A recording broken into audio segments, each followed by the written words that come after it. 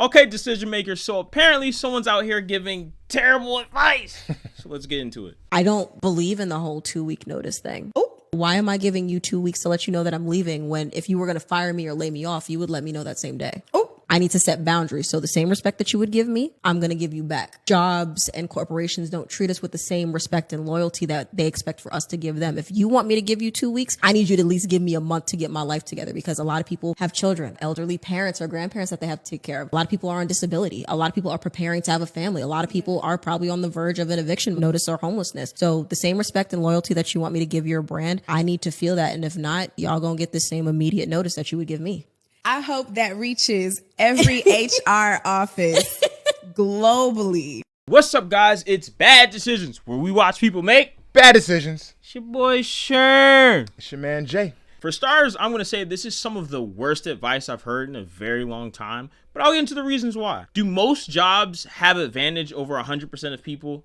Yes. Their average Joe really doesn't have any leverage over their regular employer. They really don't have the power to demand anything unless they're part of the 20% who does about 80% of the work. Just in case you guys haven't heard of the study, it's one of the studies that's out there. Great point you made about 20% of people doing 80% of the work. That goes with a lot of things in life. But let me play a little bit of devil's advocate here. Let me try to look at her side of this and see if I can kind of snuff it out a bit. So I think it also depends on what you do for work, who you work for, and your level or position within the organization. Because a lot of times, depending on what you do, who you work for, and your position, you might leave with a severance package. And in my mind, a severance package can be looked at almost like the company's way of saying, hey, sorry we have to lay you off, but we're going to give you this to kind of stay afloat until you find something else, which is almost like the same thing as you saying, hey, I'm about to bounce, but here's my 2-week notice so we can help you at least have some time to at least begin the hiring process. Yeah, the severance package is basically like a handshake. It's like a mutual handshake. All right, like, you weren't that bad of an employee. You're all right. My bad.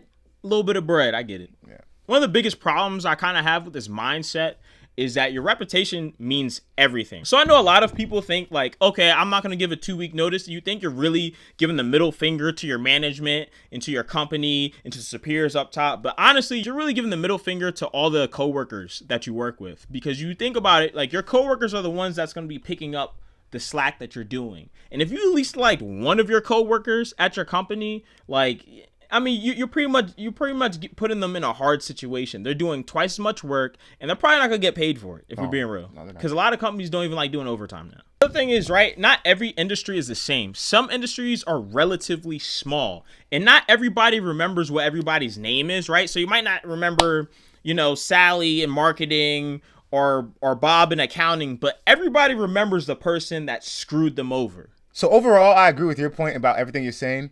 Now, going back to the idea of trying to see it from her perspective, I'll put it to you this way. It also depends on how you left the company.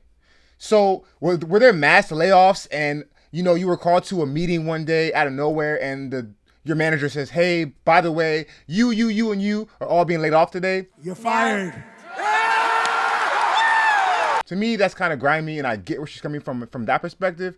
On the other side of the coin was a situation where you were underperforming for a while and your manager came to you and said, hey, you haven't really been hitting the metrics we need you to hit. We're going to have to put you on a performance improvement plan. And they gave you 1, 2, 3 different warnings before they said, finally, hey, we got to let you go. That's a different situation. Another thing is to know who you work for. What is your department and company culture like? Most states are at will employment, meaning that they can cut ties with you at any time and you can cut ties with them at any time. So really, the 2-week notice is it really is just a customary thing that you should do. You don't have to do it, but 2 things. 1, you have to know your company culture. Really 3 things. 1, like Sherm said, think about the coworkers you work with more than the company itself. You're really looking out for them too, not just your boss who you might not like. 2, what's the company culture like? Do they treat their employees well normally? Have they treated you well? And it just so happens that budget cuts are happening or something happened in the market that shook things up, they have to let you go. And then 3, like Sherm said, keep in mind that in life, you don't want to burn bridges. So maybe right now you can't stand your manager and you just say, you just want to say F you and leave and not give any notice. Keep in mind there's a database. So if you leave that way, and let's say in the future you ever want to come back and work for that company again, they might have you marked in the system as do not hire or no rehire. And so you might want to come back under different management, but you're blocked administratively because of the way you left the company. So always think future and think long term. Leave on good terms, even if you don't like the person, and live to see another day, essentially. Listen, I get that sometimes you work to a point where it's like you really don't have a life, so work becomes your life. So it's easy to take a lot of things very personally.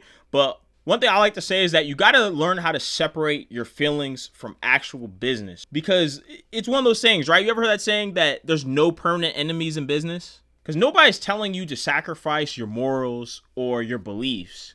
But what I am saying that for the better good, you got to sacrifice some pride sometimes. And sometimes it sucks to have to give someone a 2-week notice because you really don't like them and you really don't want to be around them at all. And sometimes you actually might not even care about them. But at the end of the day, I mean, it's still somebody that you did work with.